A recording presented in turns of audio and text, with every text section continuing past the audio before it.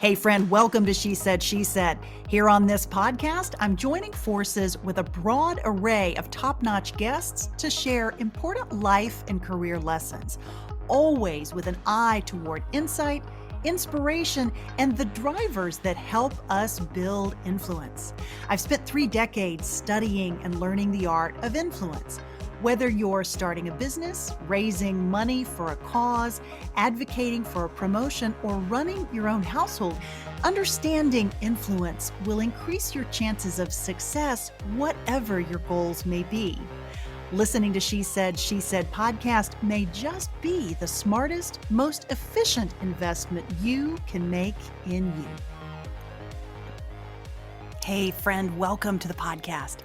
As we get ready to celebrate Thanksgiving in the United States, I've been thinking a lot about gratitude. And because our focus on this podcast is around influence and how to build and sustain it, I want to share a few thoughts that, frankly, are a little different from how we often think about the power of gratitude.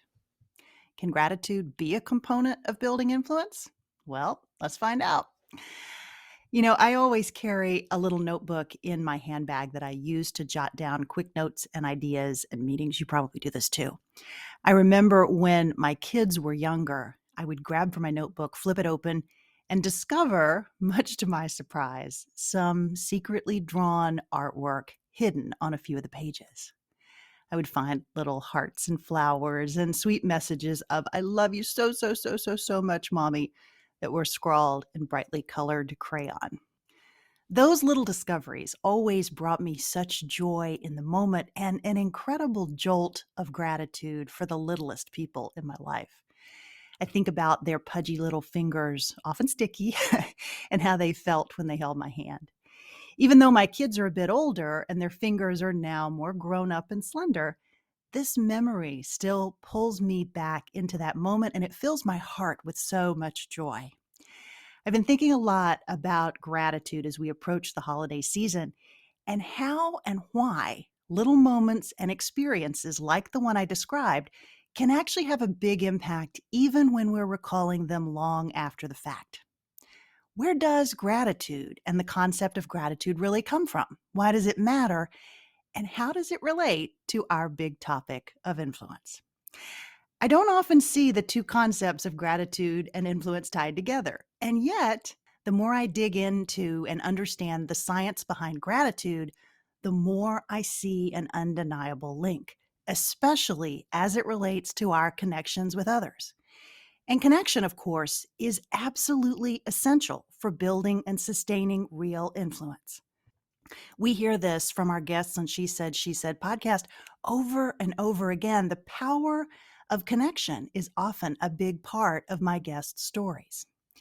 Whether it's creating a supportive network of women to help you, like Dr. Katie Milkman's Advice Club in episode 169, or building long-lasting relationships with mentors with whom you take turns giving and receiving mentorship. Or maybe it's building relationships with more non-traditional allies and forging a connection with those who have a very different set of life experiences or even political views. Connection is a big part of influence. There are many dimensions to how we connect in a meaningful way, and gratitude, of course, is one of them. For simplicity's sake, I want to focus on 2 dimensions related to gratitude. The first relates to the experiences, things, people, and memories that generate feelings of gratitude, like my example of the crayon message left for me by my children. The other piece is a more proactive sharing of gratitude with others. Here's what I mean. We can feel grateful for beautiful trees with vibrant fall colors, but the color of the trees don't brighten or change as a result of this expression, no matter how beautiful the language we use may be. However, our recognition of gratitude in that moment, as we internalize the beauty around us, the glorious colors, and we think about how thankful we are in that moment to experience that beauty, that feeling can spark a powerful emotion in us And our brain then releases dopamine and serotonin. And when we extend that emotion to others in the form of gratitude for them, that's where the magic really happens. I've been digging in a bit more deeply into the topic, and I've come to think of it like a series of electrical charges. Stay with me here. Here's what I mean. We experience something that makes us feel grateful.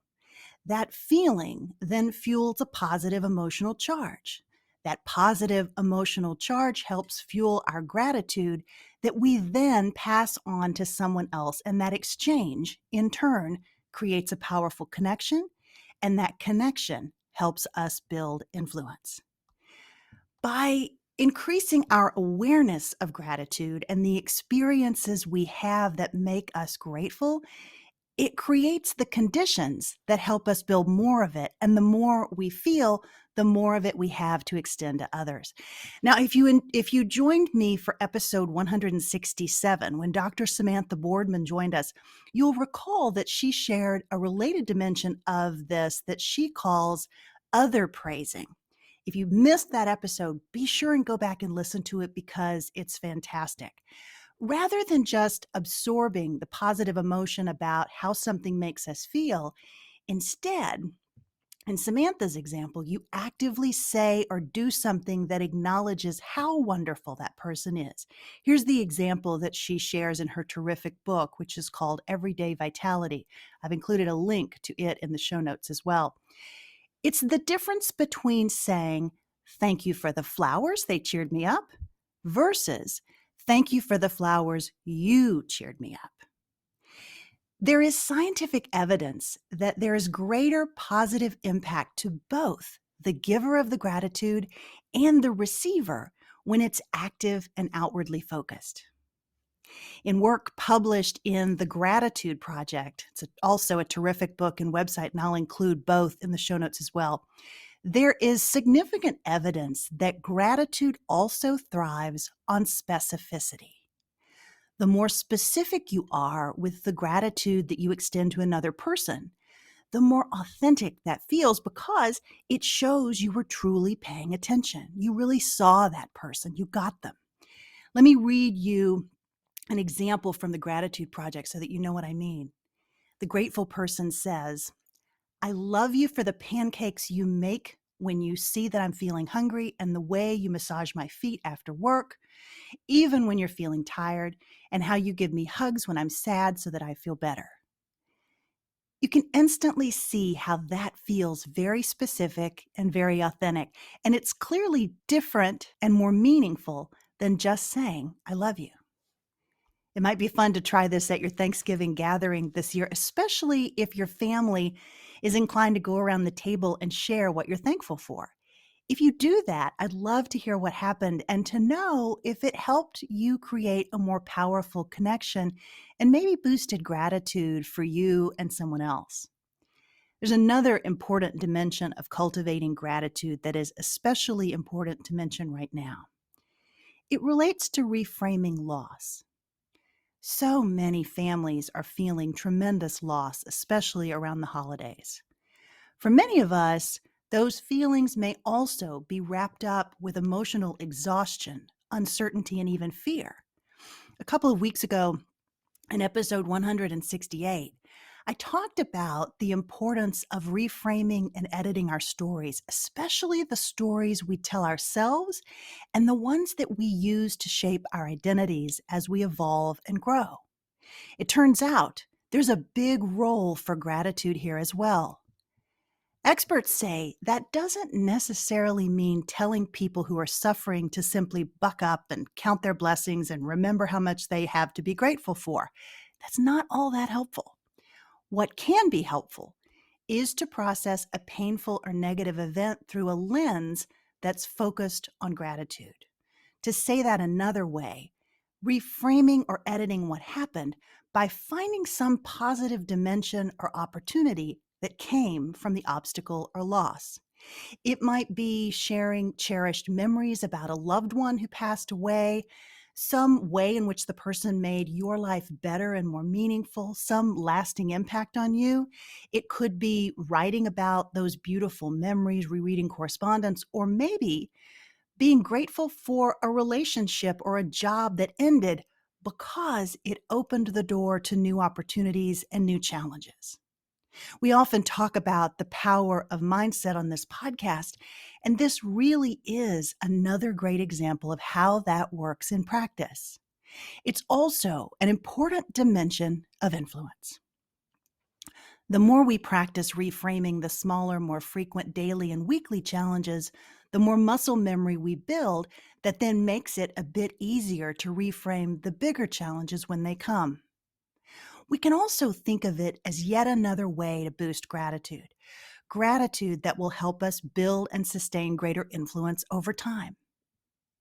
If you're looking for ways to further increase your capacity for gratitude, because I do know you love actionable advice, here are a couple of exercises that research has shown to be very beneficial. The first involves asking yourself a series of questions. Now, a version of this is based on a list that was created by Christopher Littlefield for a recent Harvard Business Review article. I'll include the link to that article. You ask yourself, what recent experience has enabled me to learn and grow?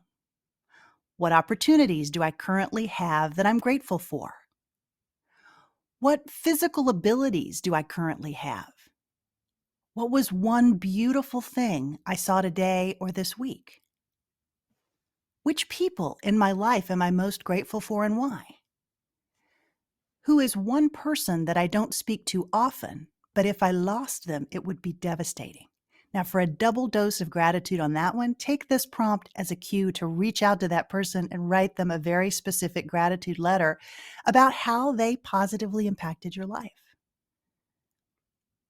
What am I better at today than I was a year ago? What material object do I use every day that I'm thankful for?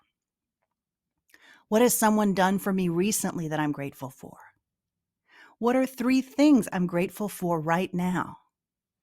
Now, you can change and create these questions based on what works for you, and you can also craft the answers in your head, but experts say it works much, much better if you do this in writing. I'm going to include this list of questions in the show notes as well as in the transcript that accompanies this episode. And if you add some of your own, I'd love to hear about them. You could also use these prompts to create a Thanksgiving game that's a perfect way to involve family members of all ages. You can also use these prompts as part of a regular practice of journaling your gratitude, which is also shown to increase gratitude in individuals who maintain the practice over time. The journaling practice can be as simple as writing down 3 or 5 things every single day that you're grateful for, maybe even just one. What's most important, really, the researchers say, is that you build time into your schedule to reflect on the ways that you're grateful, and that you do that with a level of discipline. The more you do it, the more you build the capacity. And it's a great way to also set an example and build that capacity in our kids. Friend, as I think about gratitude, I'm also thinking about you, our She Said, She Said podcast listener, and how incredibly grateful I am for not only the fact that you tune in, but your kind words, your support, the contributions that so many of you have made to help me keep my gratitude charged so that I can share it with others. I am truly, truly grateful. As always, I hope you found today's episode on gratitude and its connection to influence a good investment of your time. And as always, I'd love to hear your thoughts. Please send me a message on Instagram at Laura Cox Kaplan or via the contact link on the website. In the meantime, friend, have a great week and a wonderful, safe, happy, and gratitude-filled Thanksgiving if you're celebrating. I'll talk to you again soon. Take care.